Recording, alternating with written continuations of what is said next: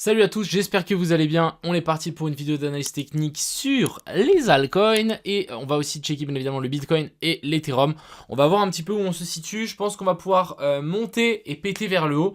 On va checker ça. Il y a un setup à prendre avec une touchette dans la zone de Fair Value Gap en H1.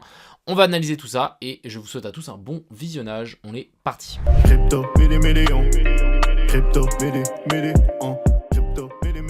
Alors, commençons directement ici par ce BTC. Qu'est-ce qu'on peut voir? On peut voir qu'on a eu je sais pas combien de bougies sans corps. Donc ici on le voit bien, on a eu 0 corps, 0 corps, 0 corps, 0 corps. Donc on est vraiment dans une zone d'indécision. Vous voyez que c'est vraiment assez plat. Dans la zone d'OTE, ici on a eu du coup notre petit pump. On était venu bel et bien donc chercher la Fair Value Gap en M15 qu'on a laissé juste ici en dessous. Donc vous voyez ici on est juste venu la chercher, c'est parfait. Et du coup là on a continué à grimper et là on est venu faire quelque chose de super intéressant. On est venu sweep tous les lots qu'on a laissés là. Donc vraiment, on vient récupérer les liquidités de tous les gens qui ont long pendant cette période-là. On vient les récupérer et ensuite après à mon avis on pourrait repartir vers le haut un petit peu comme ce qu'on était venu faire ici ce week-end. On a laissé ces liquidités, on vient sweep et ensuite ça pète et ici on est plus ou moins dans le même cas. En H1 on va directement pouvoir voir qu'on a la FVG qui a été touchée à la perfection.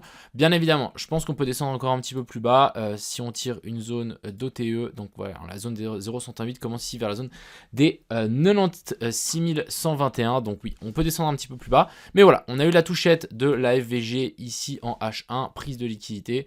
Donc en soi, moi je pense qu'on va continuer à grimper vers le haut.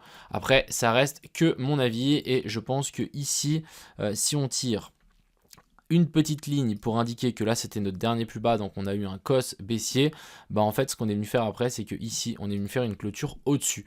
Donc pour moi là on a bel et bien une inversion structure, et puis même si on zoome un petit peu plus en low time frame, on va voir que là on a aussi un cos et ici on était venu faire un boss. Donc là vraiment on a eu un joli petit breakout, on est redescendu, on est reparti. Du coup là en fait on valide simplement l'inversion structure en plus grosse time frame, et du coup en théorie ici on devrait voir un bottom. Alors ça c'est un peu ma prédiction pour la suite.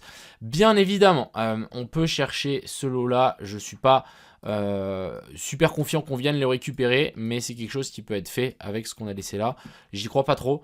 Normalement ici ça devrait plus ou moins tenir si vraiment on est dans cette optique de on repart vers le haut et la tendance ici haussière reprend la main. Donc en théorie ça devrait tenir. Autre chose, on a la dominance du Bitcoin qui lâche un petit peu, donc ça c'est plutôt bon signe. Vous voyez qu'on était venu faire donc un nouveau plus haut, là on est en train de repasser un petit peu en dessous. En weekly je voulais vous montrer un petit peu, alors je sais pas si on va pouvoir vraiment prendre ça comme un cos ou pas, parce que vraiment on est monté juste un petit peu plus haut et vous voyez la mèche qu'on a eu, donc on a eu quand même un énorme rejet. Donc à voir un petit peu comment ça va se goupiller. En tout cas ce qu'il nous faut c'est bel et bien une clôture ici sous la zone des 54,6%. Continuons sur l'Ethereum du coup. Alors l'Ethereum il n'est pas autant bullish que le BTC. J'avais dessiné ça hier. C'est exactement ce qu'on est en train de faire. On est venu récupérer certaines liquidités qu'on a laissées là. Sauf qu'on n'est pas venu tout récupérer. Vous voyez qu'on avait cette FVG ici. Du coup en H1 qui est toujours intacte et on n'est pas venu encore la récupérer, donc on peut potentiellement à mon avis sur l'Ethereum venir chercher un petit coup en bas pour récupérer ça. Pour moi on a l'inversion structure ici qui a été mise en place, c'est pas la plus belle mais on va pouvoir prendre ça en compte. Moi ce que je trouve un peu dommage avec cet Ethereum c'est que on est loin de la zone OTE comparé à Bitcoin. On a une poche de liquidité qui est laissée encore un petit peu plus bas. Alors ici oui je suis d'accord, on est déjà venu récupérer pas mal de choses, donc ouais, affaire à suivre. Ça aurait été l'idéal. Après vous avez vu on a eu quand même une énorme mèche, donc si en fait on prend pas en compte la mèche on est déjà dans la zone OTE et ça peut déjà vraiment partir à partir de cette zone là, donc assez intéressant. Après j'aurais vraiment voulu avoir un petit dernier dip pour récupérer la FVG qu'on a laissé juste ici en dessous, donc pourquoi pas nous faire un truc comme ça. Là on attend encore 32 minutes, on crée cette zone de FVG, on remonte chercher dedans, on tape dedans et ensuite ça part. Ça serait plutôt pas mal. Ensuite on va parler de Others. Donc Others c'est encore une fois toutes les altcoins. Vous voyez qu'on a eu quand même un petit rebond, ça tient plutôt pas mal du côté des altcoins. Vous voyez qu'ici on est plutôt pas mal dans le vert alors que BTC est dans le rouge. On a eu une redescente mais franchement c'est hyper hyper tranquille. Maintenant, est-ce que ici on a eu une inversion de structure? Moi je pense que oui. On a eu du coup ici le cos et ici le boss. Je pense qu'on peut potentiellement redescendre un petit peu plus bas, ça dépendra un petit peu de comment le Bitcoin va réagir. Et la zone OTE ici qui est encore une fois front run ici aussi, donc voilà. Va falloir se méfier. Moi j'ai trade que le BTC simplement parce que pour moi c'est la pattern la plus clean qu'on a. J'aime vraiment beaucoup le fait qu'on vient récupérer la FVG, qu'on vient juste laisser ici, hop. Du coup j'ai tradé ça et j'espère qu'on viendra du coup récupérer les liquidités qu'on a laissées sur cette pattern et bien évidemment les petits lots qu'on a laissés juste ici au-dessus. Continuons avec nos fameux altcoins. Donc j'ai pris une petite louchée d'altcoins. N'hésitez pas à m'en mettre dans les commentaires. Je cherche que des altcoins qui sont intéressantes les gars. Si les altcoins sont juste en train de couler et vont à zéro comme le WIF, ça sert à rien de me les envoyer. Du coup on a le link. J'avais dessiné ça, on est bel et bien venu sweep, alors c'est pas ça que je voulais faire, je voulais tout supprimer.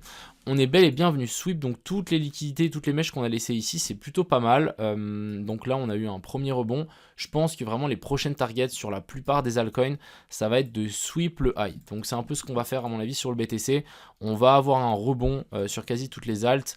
Et on va arriver dans des zones d'OTE, donc de tous les derniers mouvements. Vraiment si on prend le dernier plus haut qui est là, on tire jusqu'à la mèche, la zone OTE elle va être située ici et du coup on va vraiment s'attendre à un retour dans toutes ces zones OTE ici et potentiellement chuter après. Alors je dis pas qu'on va y aller encore une fois, mais c'est vraiment la prochaine target. Après une telle descente, on corrige simplement la descente, potentiellement faire ici une A, B et puis C et ensuite on avise. Mais ça va être très intéressant et très compliqué à savoir où est-ce qu'on va partir une fois qu'on sera dans ces zones là et à mon avis il faudra vraiment se méfier. Ensuite on va parler du pit. Alors le pitch je le trouve aussi assez intéressant, du coup là on a eu le joli petit rebond, maintenant vraiment la prochaine target ça va être de récupérer ça. Je voulais aussi vous montrer que là on a quand même des jolis bottoms en chartiste, donc là vraiment on a un V bottom avec un U, c'est un bottom en Adam et Ève, c'est plutôt pas mal le fait qu'on fasse ça sous en fait une énorme zone de support en général. Ça crée une déviation. Donc quand je dis une déviation, ça veut dire que en fait on réintègre après par là-haut et on revient plus jamais récupérer ces lots là parce qu'en fait on est venu faire un bottom sous une zone de support et en fait quand on revient et on repasse par-dessus cette même zone de support, normalement ça tient assez fort et on devrait vraiment avoir des jolis ici, comme une muraille de Chine en fait, quand on va venir se rappuyer dessus, ça devrait tenir de fou. Par contre maintenant l'objectif ça va être de valider ce bottom là avec une clôture au-dessus ici de la zone des 23 centimes. Continuons à notre petite recherche. On a le Tao, je le trouve aussi très intéressant. Donc je vous avais dessiné ça il y a quelques temps, c'est exactement ce qu'on est venu faire. Alors maintenant il va falloir se méfier, on va arriver dans des moments un petit peu durs. Je vais vous montrer. En gros là, on a un cos, on est d'accord, hein, donc si on dézoome un petit peu, vous allez voir que là on est dans une tendance baissière. Et ensuite ici on a eu donc remontée en A, B et puis C, même si on est dans une zone OTE, on vient chercher la zone de fair value gap qu'on a laissé juste ici et on va pouvoir aussi tirer un petit fibo et bien bizarre hein, on est aussi de nouveau dans la zone OTE potentiellement en train de sweep ça, donc voilà il va falloir se méfier. Pour moi c'est des zones dans lesquelles on ne doit pas trader, c'est des zones dans lesquelles ouais, simplement ça sert à rien d'ouvrir des longues et des shorts. Pourquoi? Parce que on est clairement dans une zone OTE, donc de tout le mouvement, donc on est dans une zone de retournement de structure en gros time frame, et en low time frame on est dans une zone potentiellement de rechute. Donc en fait, on a notre stratégie là se croise. On a en gros time frame quelque chose qui nous dit qu'on va rebondir et en low time frame quelque chose qui nous dit qu'on va baisser. Donc c'est des zones dans lesquelles on n'a pas forcément envie de trader. On veut plutôt voir ici pourquoi pas redescendre un petit peu juste en dessous, repemper, faire une clôture au-dessus de ça, et là après on aura un changement de caractère plutôt assez sympathique pour pouvoir repartir à la hausse. Donc franchement moi je me méfierais et je ferai potentiellement que du spot si jamais vous pensez qu'ici on va rebondir par exemple pour le Tao, avant de se précipiter à tenter un short ici qui peut largement être complètement détruit, surtout en plus on a laissé je crois un petit équal. Ouais non ça a été cherché, c'était pas un equal high, mais voilà, donc ça faites attention pour le coup, c'est vraiment des fois ça vaut la peine de pas forcément shorter tout de suite. Alors ici on a le sol qui est toujours en train de latéraliser ici.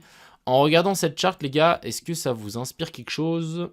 Parce que moi ça m'inspire pas confiance. Clairement, pour moi, on est vraiment dans un espèce de... Oui, franchement, je me méfie. Dans un petit canal haussier ici, on a eu quand même cette petite baisse. Je pense qu'on peut quand même revenir récupérer ces highs, mais encore une fois qu'on reviendra ici vers la zone des 225, ça peut être une belle zone de rejet, surtout qu'on a quand même une belle zone de pivot juste ici. Il faudra à mon avis casser la zone des 225, 230 pour vraiment se dire, ok, là, on peut potentiellement repartir vers des nouveaux plus hauts. Après, ouais... Franchement, écoutez, quand je fais ce genre de bruitage ou genre je sais pas trop, bah en fait c'est simplement que bah c'est pas clair. Et des fois je pense que toute personne, vu qu'on est en mode trading, bah là simplement bah il y a strictement rien à faire. Moi j'ai du mal à vouloir me projeter là-dessus. Il n'y a pas grand chose à se mettre sous la dent. Ce qui est bien, c'est qu'on est venu sweep les lots qu'on a laissés là, donc potentiellement venir chercher un petit peu plus haut.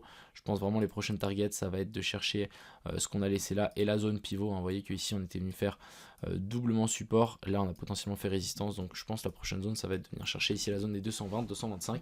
Et ensuite, on avisera pour la suite. On va faire un petit tour quand même sur le WIF qui continue à descendre. Donc encore une fois, ça sert à rien d'acheter un couteau qui tombe, surtout quand on n'a pas de pattern. Du coup, voyez, vraiment, on continue à chuter. Il n'y a vraiment strictement rien à se mettre sous la dent. On est venu potentiellement sweep ces lots, ok, mais franchement, il n'y a rien. Il n'y a rien, il n'y a rien. Quand il n'y a rien, les gars, on ne fait rien. Les gens qui sont en train de faire du chartisme, ici vous allez potentiellement voir une pattern, donc un petit triangle rectangle avec ici la borne en mode horizontal. Souvent ce qu'on fait, c'est que hop, on redescend en dessous, on réintègre et ensuite après on pète tout à la hausse. Donc ça peut être quelque chose qui peut arriver pour le WIF, mais pour le moment c'est pas du tout le cas. Donc franchement, faites rien, ça sert à rien. On va faire un petit tour sur Brat. Donc Brat c'est quoi? C'est un coin dans lequel on est rentré avec CryptoPro. Donc CryptoPro, pour les gens qui ne connaissent pas, c'est du coup une école qu'on a créée et dedans on partage plein de choses. On partage des formations, on partage des trades, on partage des tutos et on partage aussi des private sales. Donc on a pu rentrer en private sale directement ici sur Brat et actuellement on est environ à x4, x5. Donc c'est plutôt pas mal, très belle perf. Si jamais ça vous intéresse à rentrer dans des private sales, à acheter en fait des coins avant qu'ils sortent, n'hésitez pas, il y a un lien en description, vous simplement vous inscrivez à CryptoPro et dedans vous allez avoir accès à plein de différents canaux, dont un canal private sale et franchement je trouve que c'est plutôt banger. Donc là on est sur un x4, x5. Moi personnellement, pour les gens qui regardent la vidéo, je vous conseille pas forcément de l'acheter parce que simplement on n'a pas encore reçu nos tokens et du coup quand on va les recevoir, bah il y a forcément des gens qui risquent de vendre, du coup ça risque de descendre. Mais peut-être d'ici 3-4 jours ça peut être super intéressant étant donné qu'il y a beaucoup d'influenceurs qui vont en parler. Donc ça peut être pas mal. Bon, pour le moment, pour vous maintenant c'est trop tard, mais voilà, si jamais vous voulez participer aux prochaines, n'hésitez pas, il y a un lien en description pour pouvoir directement s'inscrire. Donc voilà, on a fait un petit peu le tour. Encore une fois, ça dépendra un petit peu du BTC. Je peux vous montrer un petit peu le trade que j'ai en cours, c'est celui-là. Je suis rentré juste sur la mèche ici, sur le sweep. On verra ce que ça donne. J'espère que maintenant, on va pumper, on va venir récupérer les qual high qu'on a laissé juste là-haut. Et puis, on va patienter tranquille. Sur ce, les gars, je vous souhaite à tous une agréable fin de journée. C'était Crypto Millions. Ciao.